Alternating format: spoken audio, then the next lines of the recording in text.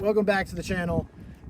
It's been shit, man. It's been a year, at least a year since I've uploaded anything to my channel, and I apologize for that. Shit's been kind of crazy. Life has been all over the place, but we're back, and the BMW is way different than you saw it last.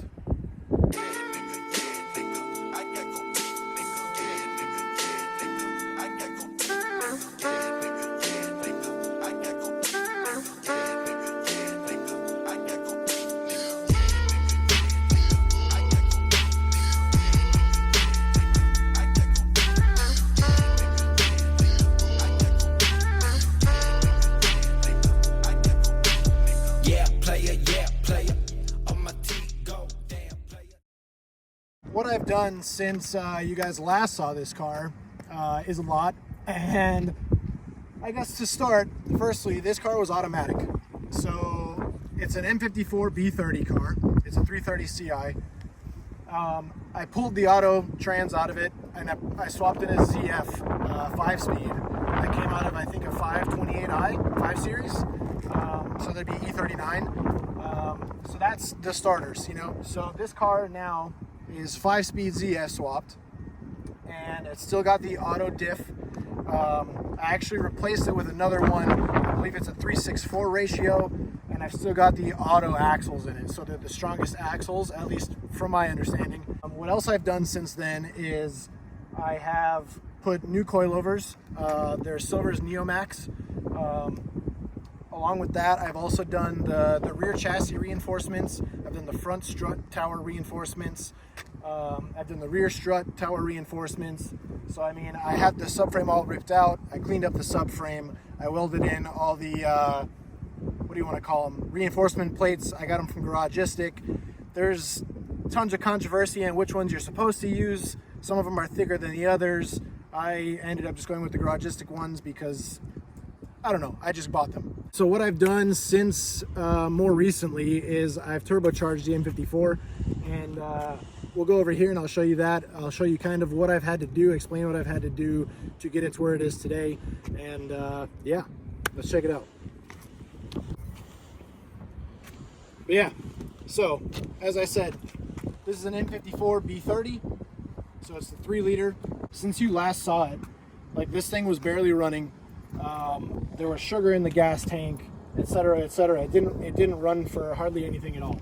I put some Amazon injectors in it, and it still wasn't happy, and ended up putting some factory M54 B30 injectors in it, and it ran great. After that is when I did the ZF swap and yada yada yada. Now, I guess to start, we have 62-pound Porsche 911 GT2 injectors in here. It might be a little hard to see, but they got the little red on them. And those are the part number ending in 123. If you want to boost your BMW, these are good injectors to use. They're a direct fit. Nothing has to get crazy modified, and they kind of just slap in there. I've got a PMAS HPX MAF here. It reads higher than a factory MAF would, and most tuners actually recommend using that MAF. I've got a Treadstone intercooler here. I believe it's a 3-inch core, maybe it's a 4-inch core, and that came from B Racing Tuning.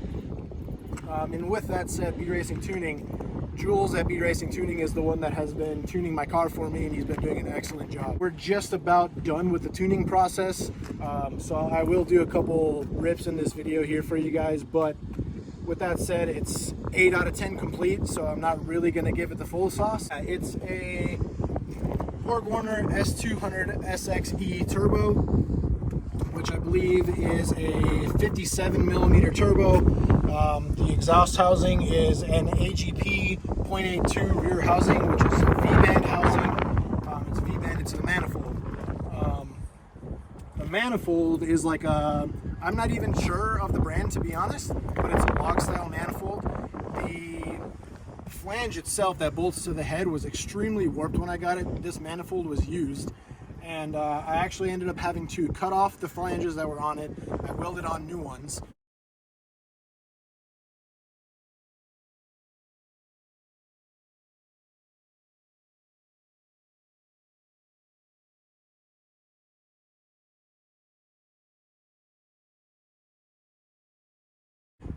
it seals good now.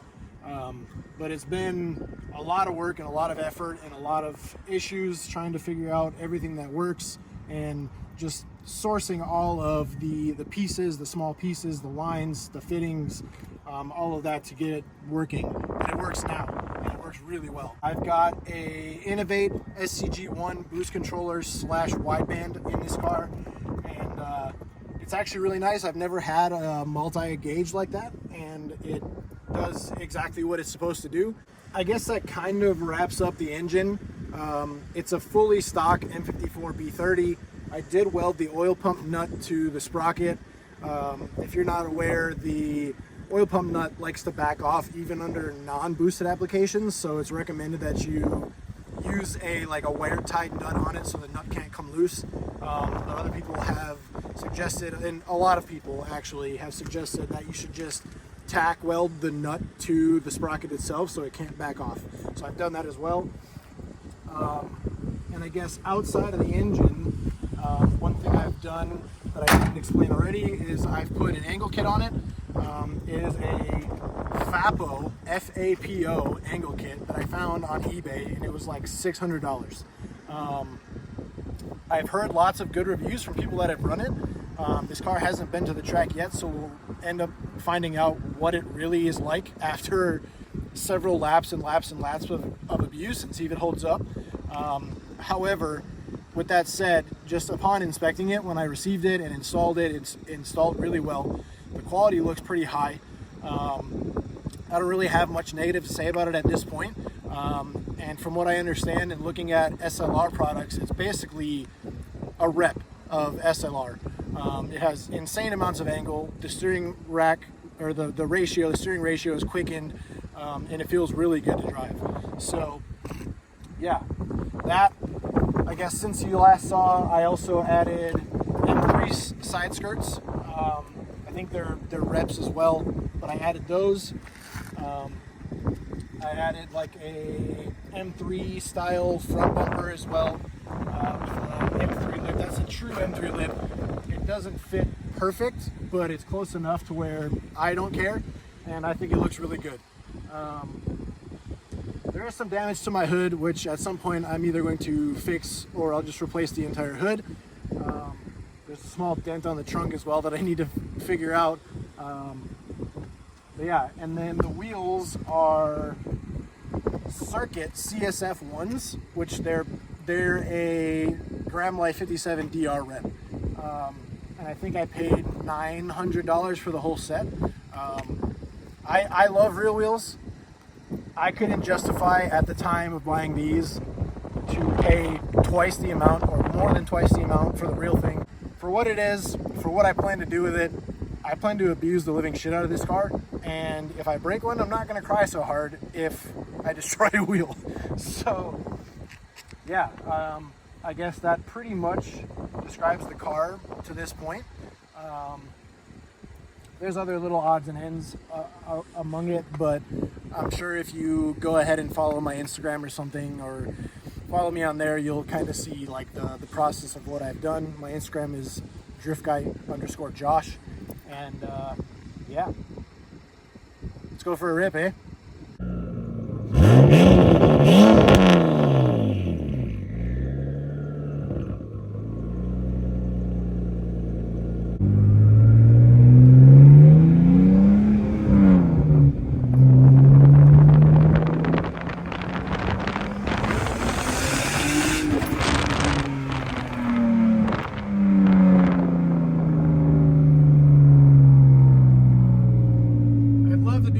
For you guys, but again, my tune is only like 8/10 completed, and I mean, it's really close. Probably get away with it, but I'm trying to not super abuse this thing before the tune is complete. Yeah, AFRs look great. It's making about 10 pounds of boost, and I imagine 10 pounds of boost, I'm probably somewhere in the 350 horsepower range. I'll see if I have any other clips anywhere else, and I'll stick those in here too. But yeah, I guess with that said, I appreciate you guys for watching. I appreciate you guys for coming back to the channel if you've been here before, and if not, and you want to see more of this content, just, you know, do the thing. Spring is almost upon us, which means the drift season is almost upon us, and I intend to make just about as many events as I physically possibly can, or financially possibly can, with this, again, this upcoming season. So be on the lookout for some of those. I'll be taking videos and yeah, trying to show you guys what I do and bring you along for the fun. So thanks.